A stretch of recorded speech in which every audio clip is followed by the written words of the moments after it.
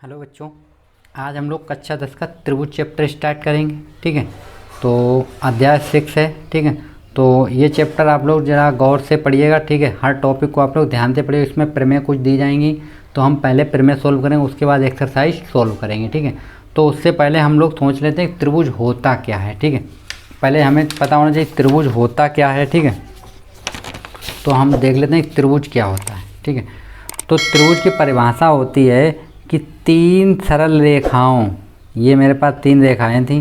ठीक है, तीन सरल रेखाओं से घिरी हुई आकृति को हम लोग क्या कहते हैं? त्रिभुज। अगर हम इसकी डेफिनेशन लिखने को आ जाए त्रिभुज की, तो हम लिखेंगे तीन सरल रेखाओं से घिरी। ठीक है, तीन सरल रेखाओं से घिरी आकृति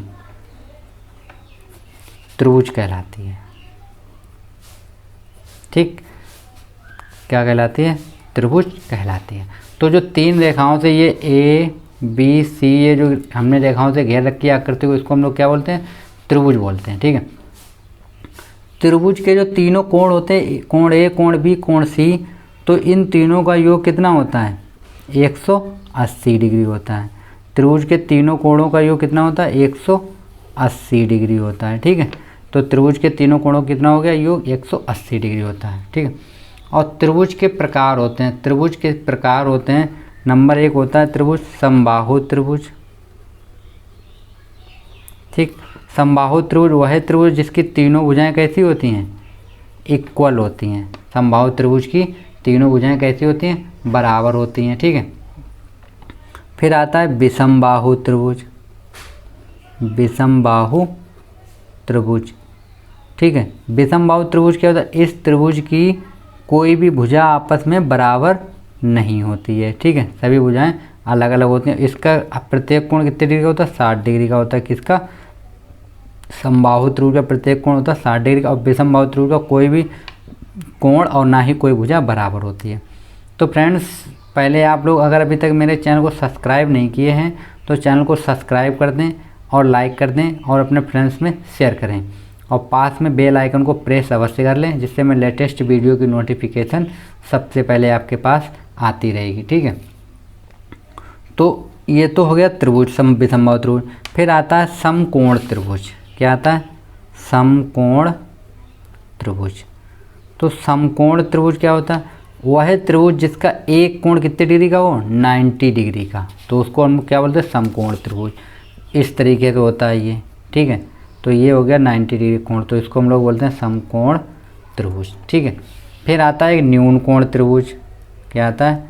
न्यून कोण त्रिभुज। ठीक है, तो न्यून कोण त्रिभुज की डेफिनेशन क्या होती है? वह त्रिभुज जिसका प्रत्येक कोण 90 डिग्री से कम हो। तो जैसे मान लीजिए ये हमें दिया गया, यहाँ पे हमने मान लिया 60 दिया गया। ठीक है, ये हमने मान लिया यहाँ पे 80 दिया गया था, तो ये दिया गया था 40 डिग्री। तो प्रत्येक कोण कितने डिग्री से हो? ये 90 डिग्री से कम का हो, तो उसको हम लोग बोलते हैं न्यून कोण त्रिभुज। ठीक है, फिर आता है अधिक कोण त्रिभुज। ठीक है, अधिक कोण त्रिभुज। ठीक है, अधिक कोण त्रिभुज को हम लोग क्या बोलते हैं? अधिक कोण वह त्रिभुज जिसका एक कोण 90 डिग्री से अधिक हो। कुछ इस तरीके से होता है। ठीक है, तो ये हम लोगों ने एक त्रिभुज बना दिया, तो ये कोण मान लीजिए 120 डिग्री का दिया गया। ठीक है, तो अब इसमें एक कोण 90 डिग्री से अधिक हो गया, तो इस कोण को हम लोग बोलेंगे अधिक कोण। क्या बोलेंगे हम लोग? अधिक कोण बोलेंगे। ठीक है, तो ये हो गया अधिक कोण त्रिभुज। ठीक है, उसके बाद क्या होता है? उसके बाद आता है एक विषमबाहु त्रिभुज। विषमबाहु हो चुका है, समबाहु। एक होता है समद्विबाहु त्रिभुज। समद्विबाहु त्रिभुज। ठीक है, समद्विबाहु त्रिभुज क्या होता है? वह त्रिभुज जिसकी दो भुजाएं कैसी होती हैं? बराबर होती हैं। ठीक है, दो भुजाएं बराबर होती है, उसको हम लोग क्या बोलते हैं? समद्विबाहु त्रिभुज बोलते हैं। ठीक है, ठीक है, तो हम त्रिभुज के प्रकार के फिगर देख लेते हैं, कैसे कैसे फिगर बने होते हैं। तो ये हमने बनाया समबाहु त्रिभुज का, तो इसका ये साइड ए बी और सी, तो ये और ये तीनों साइडें कैसी होती हैं? आपस में बराबर होती हैं। तो जिसकी तीनों साइड बराबर होती हैं तो उसको हम बोलते हैं समबाहु त्रिभुज। इसका प्रत्येक कोण होता है 60 डिग्री का। कितने का होता है? 60 डिग्री का, ठीक है। तो इसको हम लोग बोलते हैं समबाहु त्रिभुज। फिर आता है समकोण त्रिभुज, तो इसमें एक कोण होता है 90 डिग्री का, ठीक है। तो वह त्रिभुज जिसमें एक कोण कितने डिग्री का हो, 90 डिग्री का, तो हम बोलते हैं उसको समकोण त्रिभुज, ठीक है। इसको हम बोलते हैं अधिक कोण। तो इसमें मान लीजिए एक कोण हमने 120 का बना दिया, ठीक है। तो हम इसको डेफिनेशन क्या बोले अधिक कोण त्रिभुज की, तो वह त्रिभुज जिसमें एक कोण 90 डिग्री से अधिक हो, ठीक है, 90 डिग्री से अधिक हो, अधिक कोण त्रिभुज कहते हैं, ठीक है। फिर आता है मेरे पास 6 नंबर पे समद्विबाहु त्रिभुज, ठीक है। समद्विबाहु त्रिभुज क्या होता है, इसकी दो साइडें इक्वल होती हैं, ठीक। ये साइड और ये साइड इक्वल होती है, ये साइड मतलब दो साइडें इक्वल होती हैं, ठीक है। तो उसको हम लोग क्या बोलते हैं, समद्विबाहु त्रिभुज बोलते हैं। फिर होता है एक विषमबाहु त्रिभुज, इसकी ना तो ये साइड इक्वल होती है, ना तो ये साइड इक्वल होती है, ना तो ये, मतलब तीनों साइडें अलग अलग होती हैं, मतलब इसकी कोई भी साइड इक्वल नहीं होती, ए बराबर नॉट बी, बी बराबर नॉट सी, कोई भी साइड इक्वल नहीं होती, तो उसको हम लोग बोलते हैं विषमबाहु त्रिभुज, ठीक है। फिर लास्ट आता है एक मेरे पास न्यून कोण, न्यून कोण, ठीक है। तो न्यून कोण जैसे मान लीजिए ये मेरे पास 80 डिग्री दे दिया, ये 70 का दे दिया, ये 30 का दे दिया, तो इसमें कोई भी एंगल 90 डिग्री से ऊपर है नहीं है। तो ऐसा त्रिभुज जिसमें प्रत्येक कोण 90 डिग्री से कम का हो, उसको हम लोग क्या बोलते हैं, उसको हम लोग बोलते हैं न्यून कोण त्रिभुज, ठीक है। तो ये तो मेरे थे त्रिभुज के प्रकार। और त्रिभुज के प्रत्येक कोण कितने अंश का होता है, प्रत्येक त्रिभुज के तीनों कोणों का योग होता है 180 डिग्री। कितना होता है, 180 डिग्री, ठीक है। तो अब चलिए हम लोग समरूप आकृतियाँ मतलब समरूपता के बारे में देखते हैं, जो हमको चैप्टर में पढ़ना, ये तो बेसिक था, वो हमने आप लोगों को त्रिभुज के बारे में बता दिया, ये तो आप लोगों को आता ही होगा, ठीक है, ठीक। तो हम लोग देखते हैं समरूप आकृतियाँ, तो इनको हम लोग सिमिलर फिगर बोलते हैं। तो दो आकृतियाँ समरूप कहलाती हैं यदि उनके आकार समान हो परंतु उनकी आमाप भिन्न हो सकती है। तो समरूप से आप लोग सीधे समरूप मतलब समान दिखती हो, ठीक है। आप समरूप का मतलब समान, जैसे साइकिल ले लीजिए, आप एक साइकिल बड़ी हो एक साइकिल छोटी हो, है तो वो साइकिल ही, तो वो समरूप हो गई, ठीक है। तो चाहे छोटा हो चाहे बड़ा हो, मतलब दिखना एक सा चाहिए, तो उसको हम लोग बोलते हैं समरूप, ठीक है। तो दो आकृतियाँ समरूप कहलाती हैं यदि उनके आकार कैसे हो, समान हो परंतु उनकी आमाप भिन्न, मतलब आकृति एक सी हो, चाहे उनकी जो वैल्यू हो अंदर की वो कुछ भी हो, ठीक है। तो समरूप आकृतियों कुछ उदाहरण, जैसे हमारे पास ये हमने एक रेखा खींच दी, ये देखो रेखाएं एक सी हैं, सरल रेखाएं हैं ये मेरे पास, तो ये कहती हैं समरूप हैं, ठीक। अब चाहे हम ऐसी खींचे तो भी ये समरूप थी, ठीक।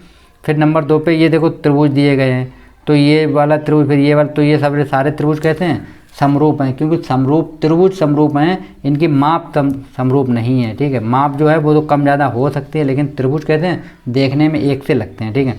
तो ये त्रिभुज और ये सब त्रिभुज आपस में कहते हैं ये समरूप त्रिभुज है, ठीक है। फिर क्या आता है, फिर आता है वर्गों में समरूपता। अब ये जितने भी वर्ग हैं ये आपस में कैसे हैं, समरूप त्रिभुज हैं, ठीक है। ऐसे ही त्रिभुज भी समरूप हो सकते हैं, समबाहु त्रिभुज है, ये त्रिभुज समरूप हो सकते हैं, ठीक है। ये समकोण त्रिभुज है, तो समरूप हो सकते हैं, इनकी माप कुछ भी हो सकती है, पहले ही बता दिए, अमाप कुछ भी हो सकती है, ठीक है। तो अब आगे हम लोग देखते हैं आकृतियों की सर्वगसमता, ठीक है। तो त्रिभुजों की है, ठीक है। ये दो आकृतियाँ जिनका आकार और अमाप समान हो, मतलब दो आकृतियाँ होंगी उनका आकार और अमाप कैसे हो, समान, तो वे सर्वागसम आकृतियाँ कहलाती हैं, ठीक है। उनकी माप भी समान होनी चाहिए और आकार भी समान, तो वो कैसे कहलाएंगे, सर्वागसम कहलाएंगे। तब सर्वागसम होंगे जब उनके आकार और मान जो है वो दोनों कैसा होगा, बराबर होगा। तो हम लोग कुछ पॉइंट देख लेते हैं। सर्वागसम आकृतियाँ सदैव समरूप होती हैं, जितनी सर्वागसम आकृतियाँ होंगी वो हमेशा कैसी होंगी, सदैव समरूप होती हैं, जबकि समरूप आकृतियाँ सर्वागसम नहीं भी हो सकती हैं। लेकिन ऐसा नहीं हो सकता कि जितनी समरूप हों वो सब सर्वागसम हो जाए, ऐसा पॉसिबल नहीं है, लेकिन जितनी सर्वागसम होती है वो पॉसिबल है कि समरूप आकृतियाँ होती हैं, ठीक है। अगला पॉइंट क्या है, दो समान भुजाओं वाले बहुभुज समरूप होंगे, मतलब जिनकी दो भुजाएं कैसी हों, समान हों, तो भुजाओं वाले बहुभुज समरूप होंगे यदि उनके संगत कोण कैसे हों, बराबर हों, ठीक है। उनके संगत कोण क्या हों, बराबर हों, तथा उनकी संगत भुजाएं एक ही अनुपात में अर्थात समानुपाती हों। उनकी जो संगत भुजाएं हों वो कैसी हों, एक ही अनुपात में हों अर्थात समानुपाती हों, ठीक है। फिर आता है अगला पॉइंट क्या है, बहुभुजों के लिए ठीक है। बहुभुजों के लिए संगत भुजाओं के इस एक ही अनुपात को स्केल गुणांक, ठीक, क्या बोलते हैं हम लोग, स्केल गुणांक, ठीक है, कहा जाता है। क्या बोलते हैं हम उसको, स्केल गुणांक बोलते हैं हम, ठीक है। ठीक, फिर हम लोग देखते हैं नंबर 2 त्रिभुजों की समरूपता, तो सिमिलरिटी ऑफ ट्रायंगल, ठीक है। त्रिभुजों की समरूपता, तो क्या होती है, दो त्रिभुज समरूप कहलाते हैं, ठीक है, यदि उनके संगत कोण समान और भुजाएं समानुपातिक हों, अर्थात संगत भुजाओं की जो लंबाई है के बीच के अनुपात कैसा हो, समान हो, मतलब उनके बीच का जो हम अनुपात निकाले तो वो कैसा इक्वल निकले, ठीक है। तो अभी हम आप लोगों को बताएंगे, यदि दो त्रिभुजों के संगत कोण बराबर हो, मतलब कोई भी दो त्रिभुज उनके संगत कोण कैसे हो, बराबर हो, तो वे समान कोणिक त्रिभुज कहलाते हैं, ठीक है। दो समान कोणिक त्रिभुजों में उनकी संगत भुजाओं का अनुपात सदैव समान रहता है। जैसे हमारे पास त्रिभुज दिए, एक त्रिभुज ABC है, दूसरा त्रिभुज क्या है, PQR, तो इसका देखो ये कोण इस कोण के बराबर है और ये कोण इस कोण के बराबर है और ये कोण इसको, मतलब इसके संगत कोण जो हैं वो आपस में कैसे दिए गए, बराबर दिए गए। तो कोण A बराबर क्या दिया, कोण P दिया गया हमको, इसके बराबर ये कोण दिया, कोण B बराबर कोण Q दिया गया, कोण C बराबर कोण R दिया गया हमको। तब इसको हम लोग इस तरीके लिखते हैं AB, मतलब तो इनकी भुजाओं का जो अनुपात होगा वो भी समान होगा, तो AB अपॉन हम लिखते थे इसको PQ, फिर AC और अपान में लिखते हैं हम लोग PR, फिर BC अपान में लिखते हैं QR, ठीक है। तो इनकी अनुपातिक भुजाएं कैसी होंगी, बराबर होंगी। तो त्रिभुज कहते हैं, त्रिभुज ABC, ये जो चिन्ह है ये सर्वागसम का चिन्ह होता है, समरूप का, ठीक है। ये चिन्ह ऐसे जो लगाए इसको हम लोग बोलते हैं समरूप, ये समरूप का साइन होता है, ठीक है, समरूप। तो हम बोलते हैं त्रिभुज ABC समरूप त्रिभुज PQR, ठीक है, ये समरूप का साइन होता है, ठीक। तो अर्थात त्रिभुज ABC समरूप है त्रिभुज PQR की, ठीक है। तो यहाँ जो हमें ये संकेत दिया गया इसको हम लोग समरूप को प्रकट, ये समरूपता को प्रकट करता है, ठीक है। चलिए इसके हम लोग कुछ पॉइंट देख लेते हैं, एक्स्ट्रा शॉर्ट क्या है। त्रिभुजों की समरूपता के लिए केवल संगत कोणों, जो त्रिभुज की समरूपता के लिए केवल संगत कोणों अथवा संगत भुजाओं के अनुपात की समानता पर्याप्त है, जबकि अन्य त्रिभुजों में समरूपता के लिए दोनों प्रतिबंधों का पालन किया जाता है। जैसे त्रिभुज समरूपता के लिए केवल हम संगत कोणों या तो हम कोण बराबर कर दें या उनकी भुजाओं के अनुपात बराबर कर दें तो पर्याप्त है, लेकिन जब कोई अन्य बहुभुज में समरूपता के लिए हम लोग क्या करें, दोनों का पालन करना आवश्यक होता है, ठीक है। अर्थात जैसे हम लोग दिखाते थे, निम्न बहुभुज कोणों में समान होते हुए समरूप नहीं है क्योंकि इनकी समान भुजाएं समानुपाती नहीं। जैसे ये क्या दिया गया, ये वर्ग है, ये क्या है, आयत है। देखो इसका कोण ये इसके बराबर है, ये इसका कोण ये इसके बराबर, ये इसके बराबर, मतलब इसके कोण देखो आपस में बराबर हैं, कोण बराबर हैं, लेकिन इसके जो भुजाओं के अनुपात हैं वो बराबर नहीं हैं, तो ये समरूप नहीं होंगे, ठीक है। इसका विलोमत देख लेते हैं हम क्या होता है। यदि त्रिभुज ABC और एक PQR के समरूप हैं, जो ऊपर हमको दिए गए थे ABC और PQR अगर समरूप हैं तो कोण A बराबर क्या हो जाएगा, कोण B, ये हमने अभी ऊपर देखा था, तो हम इसको इस तरीके से लिख सकते हैं, ठीक है। चलिए आगे हम लोग देख लेते हैं क्या दिया, दो बहुभुज त्रिभुजों में कोई दो संगत भुजाओं का अनुपात सदैव समान होता है। मतलब दो समबाहु त्रिभुज, मतलब कोई भी समबाहु त्रिभुज हो तो कोई दो संगत भुजाओं का अनुपात सदैव कैसा होता है, समान होता है। समबाहु त्रिभुज की तो तीनों भुजाएं ही समान होती हैं, ठीक है। तो कुछ कसौटी होती हैं त्रिभुजों की समरूपता के लिए, कसौटियाँ या criteria of similarity of triangle. तो ये कुछ प्रोबेबिलिटी होते हैं, वो हम लोग देख लेते हैं। इसको हम लोग नंबर 1 होता है मेरे पास कोण समरूपता, क्या बोलते हैं इसको, कोण समरूपता। इसको हम ए द्वारा दिखा, ए सिमिलरिटी, ए का मतलब होता है एंगल, ठीक है। तो एंगल सिमिलरिटी मतलब उसको तीनों एंगल कैसे होंगे, इक्वल होंगे। तो इसको हम लोग क्या लिखेंगे, देखो यदि दो त्रिभुजों में संगत कोण बराबर हों, कोण कैसे हों, बराबर हो, तो उनके संगत भुजाएं एक ही अनुपात, अर्थात अनुपात का मतलब क्या होता है, समानुपाती होती हैं, इसलिए ये त्रिभुज समरूप होते हैं। तो जैसे ये हमारे पास त्रिभुज दिया PQR और एक दिया ABC, तो ये कोण इस कोण के बराबर है और ये कोण इस कोण के बराबर और ये कोण इस कोण के बराबर। अब तीनों कोण बराबर हो गए तो इसको हम लोग बोलेंगे AA समरूपता, ठीक है, AA समरूपता, ठीक है। एक नोट पॉइंट है, क्या है वो देख लेते हैं। यदि एक त्रिभुज के दो कोण, मतलब एक कोई त्रिभुज होगा उसके दो कोण दूसरे त्रिभुज के दो कोणों के बराबर, मतलब एक कोई त्रिभुज होगा और उसके अगर हम दो कोण, जैसे मान लीजिए ये मेरे पास है, एक त्रिभुज ये है और एक त्रिभुज मान लीजिए ये है, तो हमने ये कोण इस कोण के बराबर कर दिया और ये कोण इस कोण के बराबर कर दिया। अब इसके दो कोण बराबर हो गए हैं तो तीसरा कोण अपने आप ही बराबर हो जाएगा। बराबर करने की हमें ज़रूरत नहीं है, ठीक है, अपने आप ही बराबर, या हम लोग ए समरूपता भी बोल सकते हैं उसको। हम लोग क्या बोल सकते हैं, हम लोग ए समरूपता।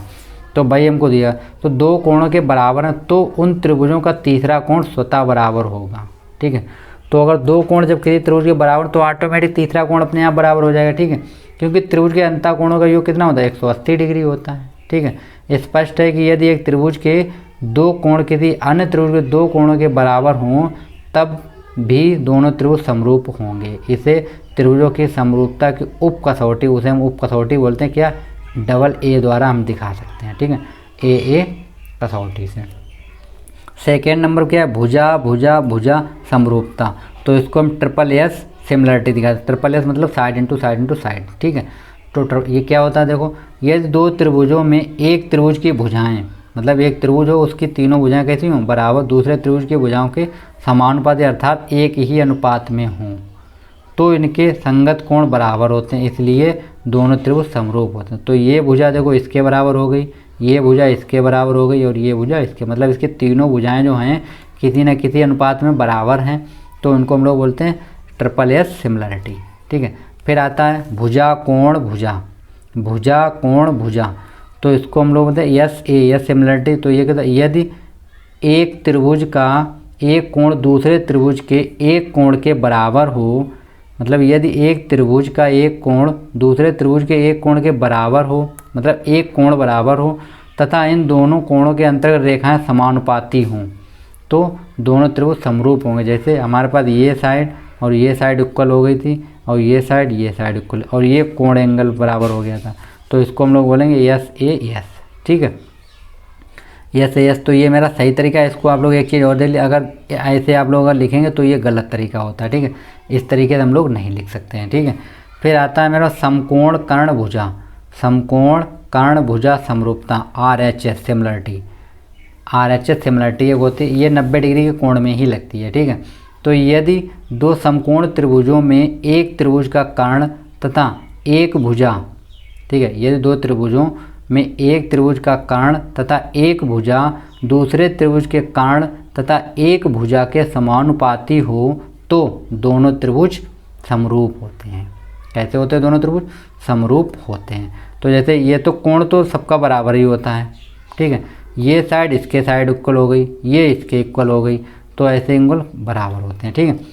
चलिए हम लोग एक चीज़ देख लेते हैं यहाँ पे, त्रिभुजों की समरूपता को सांकेतिक रूप से व्यक्त करने के लिए उनके शीर्षों की संगताओं को सही क्रम में लिखना। जैसे देखो ये ABC है और ये DEF है, तो सही तरीका क्या है, देखो हमें से त्रिभुज BAC, तो BAC हमने इसको बीच में लिया तो इसको हमको बीच में लेना है, तो समरूप होगा त्रिभुज EDF, सही है, ठीक है, ये सही तरीका लिखने का। फिर क्या ABC, हमने इस B को बीच में लिया ABC, तो अब इसको बीच में लिया तो DEF, ठीक है। फिर हमने क्या ACB, तो ACB हमने इसको बीच में लिया तो अब इसको भी, तो DFE, ठीक है, ये सही है। अब देखो ABC, फिर से हमने ABC लिया, अब हमने इसमें क्या ले लिया, त्रिभुज EDF, अभी हमने इसको बीच में रखा था ना, अब बीच में हमने किसको कर दिया, इसको, और करना चाहिए चाहे इसको, तो ये तरीका गलत होता है, ठीक है। तो जिसको आप इसमें इस त्रिभुज में बीच में करो उसी त्रिभुज को आप उसमें बीच में करना है, ठीक है, ठीक। फिर क्या आता है, दो समरूप त्रिभुजों के क्षेत्रफल के लिए प्रमेय। तो दो त्रिभुजों उनके क्षेत्रफल के लिए प्रमेय क्या होगी, नंबर 1, ठीक है, दो समरूप त्रिभुजों के क्षेत्रफलों का अनुपात उनकी संगत भुजाओं के वर्गों के अनुपात के बराबर होता है, ठीक है। दो समरूप त्रिभुजों के क्षेत्रफलों का अनुपात उनकी मध्यिकाओं के वर्गों के अनुपात के बराबर होता है। जैसे ये मध्यिका है इसके वर्ग के बराबर होता है, ठीक है। अभी हम लोग ये प्रूव करेंगे सब चीज़। पाइथागोरस प्रमेय क्या होती है, एक समकोण त्रिभुज में कर्ण का वर्ग से दो भुजाओं के वर्गों के योग के बराबर होता है। ये हम पाइथागोरस लोग पढ़ चुके हैं। तो BC स्क्वायर, ठीक है, ये BC स्क्वायर बराबर क्या है, AB square plus AC square. तो क्या होता है, कर्ण स्क्वायर बराबर होता है आधार स्क्वायर और प्लस लंब स्क्वायर। ठीक है, ये आप लोगों को याद होगी। नंबर 2 यदि किसी त्रिभुज की एक भुजा का वर्ग, कोई त्रिभुज हो उसकी एक भुजा का वर्ग शेष अन्य दो भुजाओं के वर्गों के योग के बराबर हो तो पहली भुजा का सम्मुख कोण समकोण होगा भाई 90 डिग्री का। ठीक है, पाइथागोरस थ्योरम। फिर क्या, चक्रीय चतुर्भुज में बाह्य कोण अंतःकोण सम्मुख कोण के बराबर होते हैं और सम चतुर्भुज के विकर्ण लंब समद्विभाजक होते हैं। ठीक है, तो ये तो मेरा त्रिभुज के चैप्टर के बारे में था। तो अब हम लोग एक्सरसाइज जब स्टार्ट करेंगे तो हम लोग प्रमेय दी गई होंगी। ठीक है, तो हम पहले प्रमेय सॉल्व कर लेंगे, उसके बाद हम लोग एक्सरसाइज सॉल्व करेंगे। ठीक है, तो क्योंकि प्रमेय अगर आप लोगों को अच्छे से समझ में आ गई तो आप लोगों को कोई डाउट नहीं रहेगा, ट्रायंगल में आपको बहुत अच्छे से समझ में आएगा। ठीक है, आप वीडियो को स्किप ना करें, आप पूरा वीडियो देखें डेली। ठीक है, तो आपको बहुत अच्छे से समझ में आएगा। लोग बोलते हैं त्रिभुज कठिन होता है, त्रिभुज कठिन नहीं होता है। ठीक है, तो आप लोग चैनल को लाइक, सब्सक्राइब और शेयर अवश्य करें। Thank you.